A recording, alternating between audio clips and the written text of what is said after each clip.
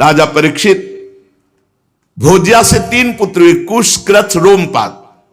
ये विदर्भ वंश बहुत श्रेष्ठ परम पावन है। रोमपाद का पुत्र बब्बू, बब्बू का कृति, कृति का उसिक, उसिक का चेदी।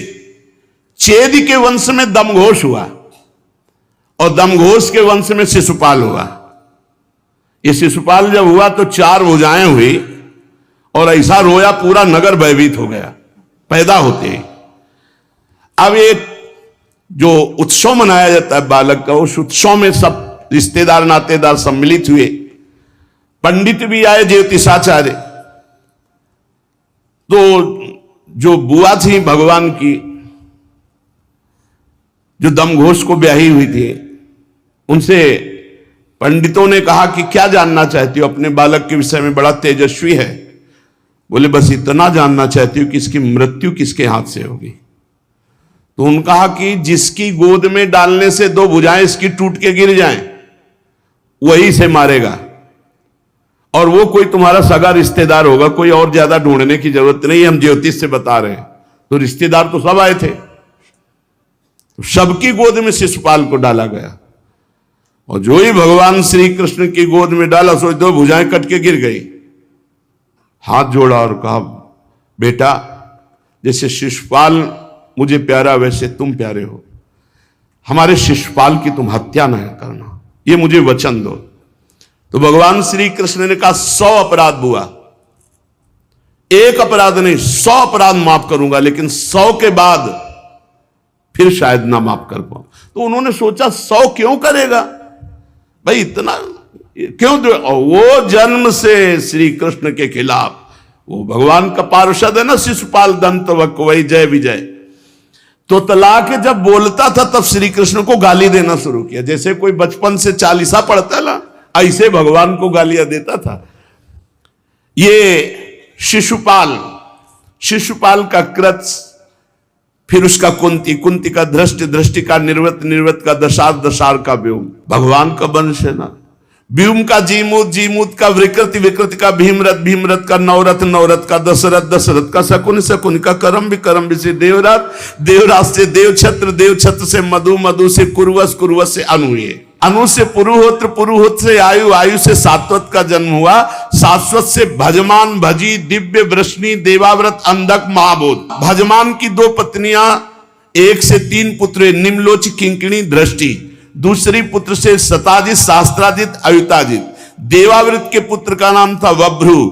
देवाव्रत और वभ्रु के संबंध में बात कही जाती है कि हमने दूर से जैसा सुना वैसा निकट से देखा। देवाव्रत और वभ्रु ने 14,065 मनुष्यों को ब्रह्म उपदेश करके परम पद पहुंचा दिया। गिनती भी श्री सुखदेव जी की है। 14,065 मनुष्यों को परम पद पहुंचाया उपदेश दे करके। एक को भगवत प्राप्ति करा दे तो इतना बड़ा पुण्य त्रिभुवन में कोई और नहीं है। सात्वत पुत्रों में महाभोज बड़े धर्मात्मा हुए, उसी के वंश में भोजवंशी यादव हुए।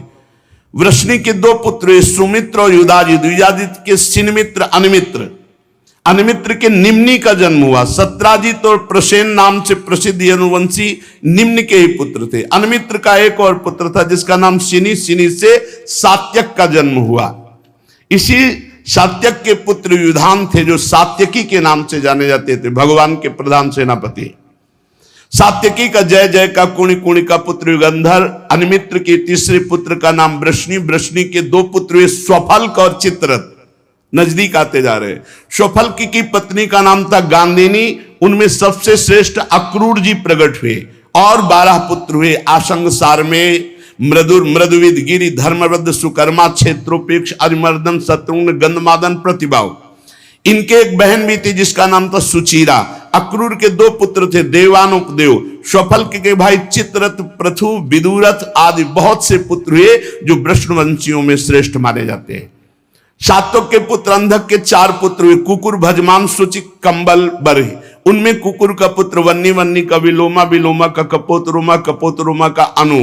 तुम्बुर गंधर्व के साथ अनु की बड़ी मित्रता थी। अनु का पुत्र अंधक, अंधक का दुंदुभि, दुंदुभि का अरिद्युत, अरिद्युत का पुनर्वसु, पुनर्वसु के आहुक नाम का एक पुत्र और आहुकी नाम की एक कन्या हुई। आहुक के दो पुत्र हुए, देवक और उग्रसेन। देवक के 4 पुत्र हुए, देवान, उपदेव, सुदेव, देववर्धन।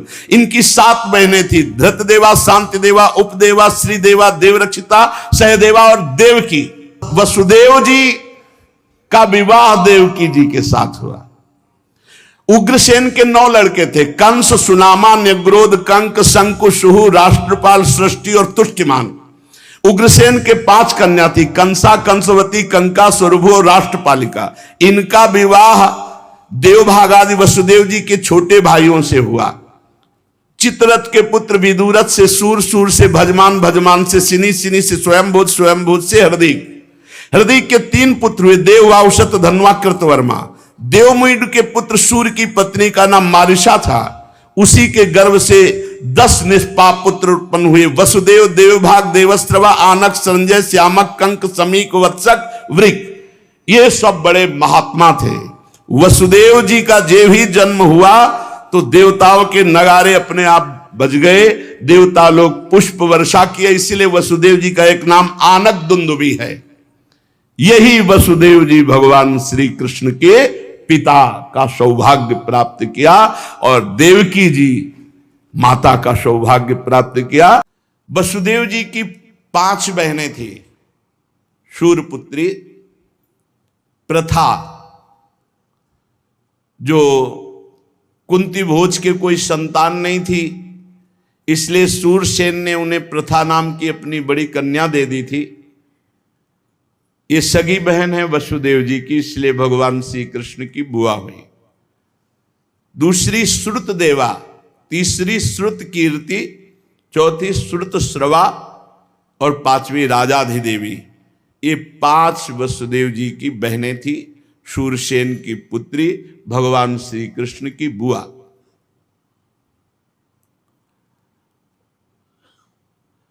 पृथ्वी इन्हीं महापुरुषों के चरण चिन्हों से पावन होती है, जो भगवान की भक्ति से इतना प्रबल हुए कि परब्रह्म परमात्मा को अपना पुत्र बना दिया। कितनी बड़ी बात है, जगत पिता को पुत्र बना दिया। प्रथा का विवाह महाराज पांडु से हुआ, वो पीछे आप सुन चुके। श्रुतदेवा का विवाह करुष देश के अधिपति वृद्ध शर्मा से हुआ, उससे दंतवक्त का जन्म हुआ। ये दंतवक्त पूर्व जन्म में हिरणाक्ष था। इस सनकादि के शाप से जय विजय। कैकेय देश के राजा धृष्टकेतु ने श्रुत कीर्ति से विवाह किया, उससे संतर्दन आदि 5 कैकेय राजकुमार हुए। राजाधिदेवी का विवाह जयसेन से हुआ, उनके 2 पुत्र हुए, विंद और अनविंद। ये कौरव पक्ष में थे, भगवान की प्रेरणा से पांडवों के द्वारा इनका वध हुआ। ये अवंती के राजा थे। और चेदिराज दमघोष ने श्रुतश्रवा का पाणी ग्रहण किया, उससे शिशुपाल का जन्म हुआ, पीछे आप सुन चुके हैं। वसुदेव जी के भाइयों में से देवभाग की पत्नी कंसा, इनके गर्भ से 2 पुत्र, चित्रकेतु और बृहद्वल। देवश्रवा की पत्नी कंसवती से सुवीर और इष्मान नाम के 2 पुत्र हुए। आनक की पत्नी कंका के गर्भ से 2 पुत्र हुए, सत्यजीत और पुरजीत। संजय ने अपनी पत्नी रष्टपालिका से गर्भवृष और दुष्मर्षण आदि कई पुत्र उत्पन्न किए। श्यामक ने सूर्यभूमि नाम की पत्नी से हरिकेश और हिरण्याक्ष नाम के 2 पुत्र उत्पन्न किए। मिस्र केशी अप्सरा के गर्भ से वत्सक के व्रक आदि कई पुत्र हुए। व्रक ने दुर्वाक्षी के गर्भ से तक्ष, पुष्कर, शाल आदि कई पुत्र उत्पन्न किए। शमीक की पत्नी सुदामिनी ने सुमित्र और अर्जुन, पाल आदि कई बालक उत्पन्न किए। कंक की पत्नी कर्णिका के गर्भ से 2 पुत्र हुए, रितधाम और जय। वसुदेव जी की देवकी के अलावा और भी पत्नियां थी, पौरवी, रोहिणी, भद्रा। रोहिणी जी जिनसे भगवान बलराम जी का भद्रा, मदिरा, रोचना, इला और फिर सबसे ये छोटी देवकी जी थी। रोहिणी के गर्भ से वसुदेव जी के द्वारा भगवान बलराम जी गद, सारण, दुर्मद, विपुल, ध्रुव, कृत आदि पुत्र हुए। पौरवी के गर्भ से उनके 12 पुत्र हुए, भूत, सुभद्र, भद्रवा, दुर्मद और भद्र आदि। नंद, उपनंद, कृतक, शूर आदि मदिरा के गर्भ से उत्पन्न हुए। कौशल्या ने एक ही वंश उजागर पुत्र उत्पन्न किया, उसका नाम था केशी। उसने रोचना से हस्त और हेमांगद आदि, इला से उर्वल्क आदि ये प्रधान यदुवंशी पुत्रों को जन्म दिया। परीक्षित वसुदेव जी की धृत देवा के गर्भ से विप्रष्ट नामक एक ही पुत्र हुआ। शांति देवा से श्रम और प्रतिश्रुत आदि कई पुत्र हुए। उपदेवा के पुत्र कल्पवर्ष आदि 10 राजा हुए और श्री देवा के वसु, हंस, सुवंश आदि 6 पुत्र हुए। देवरक्षिता के गर्भ से गद आदि 9 पुत्र हुए। और जैसे स्वयं धर्म ने 8 वसुओं को उत्पन्न किया, वैसे ही वसुदेव जी ने सहदेवा के गर्भ से पुरुविश्रुत आदि 8 पुत्र उत्पन्न किए। परम उदार वसुदेव जी ने देवकी के गर्भ से भी 8 पुत्र उत्पन्न किए, जिनमें 7 के नाम हैं कीर्तिमान, सुषेण, भद्रसेन, ऋजु, संवर्धन, भद्र। इनको जन्म लेते मार डाला कंस ने। शेषावतार बलराम जी को आकर्षण करके योग माया ने रोहिणी जी के गर्भ में रखा। और 8वें के रूप में स्वयं सच्चिदानंद भगवान श्री कृष्णचंद्र जी पधारे। और एक कन्या थी सुभद्रा। सुभद्रा जी भगवान श्री कृष्ण की बहन है।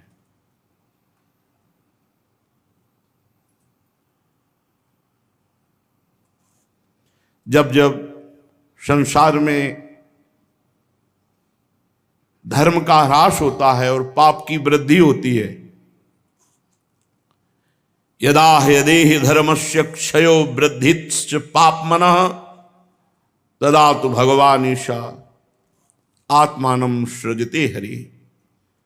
नाहृष्य जन्मनो हेतु कर्मणो वा महीपते आत्ममाया विनेशस्य परस्य दृष्टुरात्मना। जब धर्म का ह्रास होने लगता है और धर्म बढ़ने लगता है, तब सर्वशक्तिमान भगवान श्री हरि स्वयं पधारते हैं। परीक्षित, भगवान सबके दृष्टा हैं, भगवान सबकी आत्मा है, भगवान सबसे असंग हैं। इसीलिए उनकी आत्मस्वरूपिणी योग माया के अतिरिक्त भगवान के जन्म लेने की बात और नहीं कही जा सकती। कि वो अपनी योग माया का आवरण करके प्रकट होते हैं। भगवान कहीं बालक की तरह गर्भ में रहना, जन्म लेना, ये भगवान की योग माया का विलास है। जीव के जन्म, जीवन और मृत्यु ये कारण से होते हैं। भगवान अकारण कृपा करके अवतार लेते हैं। भगवान का आना केवल अनुग्रह है, केवल कृपा है।